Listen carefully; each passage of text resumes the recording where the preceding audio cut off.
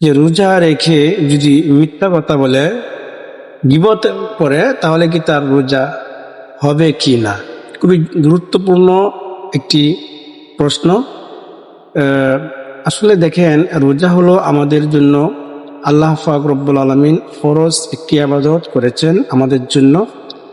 এই ফরজ একটি ইবাদত আপনি যদি রোজা রাখার পরেও আপনি মিথ্যা কথা বলেন, গীবত শাকায়াত করেন, মানুষের মন্দচারী করেন এবং সঠিকভাবে রোজার হক আদায় করেন না, তাহলে আপনার রোজাটা হয়ে যাবে ওই রকম যেমন 33 পায়া পাশ করলো আর কেউ 95 পায়া পাশ করলো, অর্থাৎ কেউ A+ পাইলো আর কেউ 33 পায়া কোনো রকম পাশ করলো।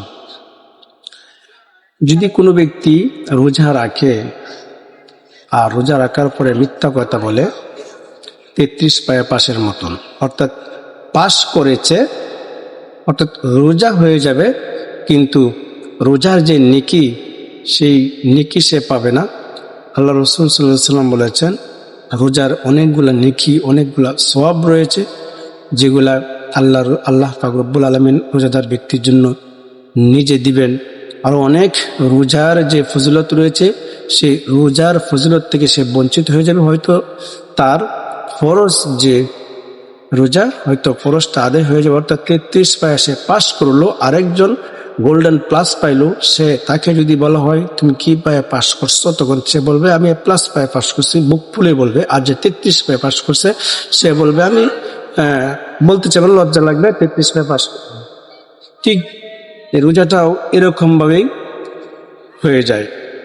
আল্লাহ রাসূল সাল্লাল্লাহু আলাইহি ওয়াসাল্লাম এক হাদিসে ইরশাদ ফরমাইছেন, যদি কোনো ব্যক্তি রোজা রাখে আর রোজা রাখার পর মিথ্যা কথা বলে, গীবত শাকায়াত করে, রোজার সঠিকভাবে হক আদায় না করে, সে শুধু সারাদিন উপবাসেই থাকলো, তার উপবাস থাকা আর না থাকা সমানই, তার কোনো নেকি হবে না। এটা আল্লাহ রাসূল সাল্লাল্লাহু আলাইহি ওয়াসাল্লাম বলেছেন, সে রোজা রাখা আর না রাখা সমান কথাই হয়ে।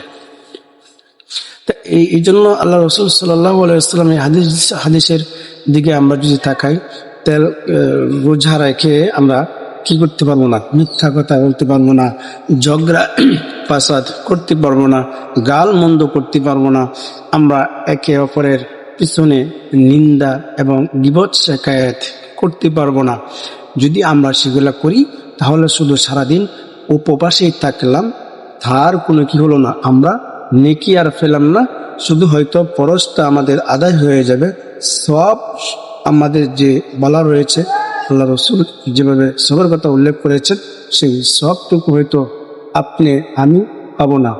এই জন্য দিনী ভাই এবং বোনেরা, যারা রোজা রাখতেছেন, রোজা রাখবেন আল্লাহ তাআলা রাজি এবং খুশির জন্য একমাত্র রোজা রাখার চেষ্টা করবেন। আল্লাহ তাআলা যেন আমাদের এই রোজাকে কবুল এবং মঞ্জুর করে নেন, এবং যেভাবে রোজা রাখার জন্য আল্লাহ পাক রব্বুল আলামিন আমাদেরকে হুকুম দিয়েছেন, আল্লাহ রাসূল সাল্লাল্লাহু আলাইহি ওয়াসাল্লাম যেভাবে রোজা রেখেছেন, যেভাবে নির্দেশ দিয়েছেন, আমরা যেন সেইভাবে রমজানের রোজাগুলি রাখতে পারি, আল্লাহ তাআলার কাছে মাহবুব হতে পারি, এবং এর প্রতিদান যেন আল্লাহ তাআলার কাছ থেকে আমরা নিতে পারি।